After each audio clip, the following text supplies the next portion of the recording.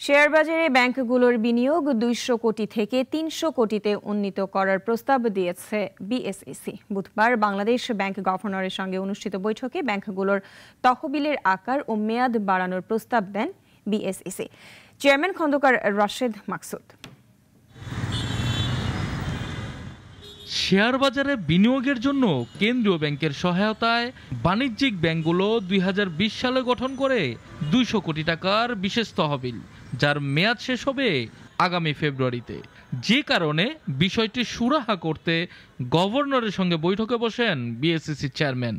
দেয়া হয় প্রস্তাব। প্রত্যেকটা ব্যাংকের যে বিশেষ তহবিল ছিল সেটার মেয়াদ ফেব্রুয়ারিতে শেষ হয়ে যাবে ২০০ কোটি টাকার।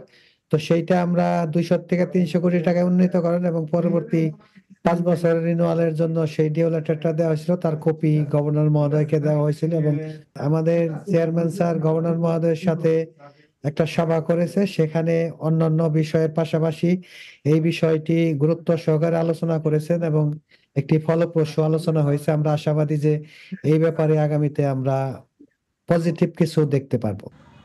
শেয়ার বাজারে ভালো কোম্পানির তালিকাভুক্তিতেও চাওয়া হয়েছে বাংলাদেশ ব্যাংকের সহায়তা।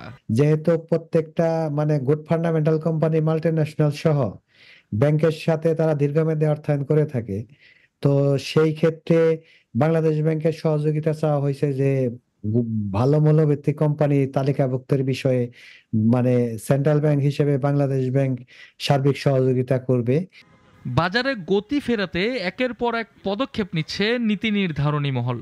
টানা ২ দিন উত্থানের পর হালকা কারেকশনে সপ্তাহ শেষ করলেও আগামী শেয়ার বাজার নিয়ে আশাবাদী সংশ্লিষ্টরা।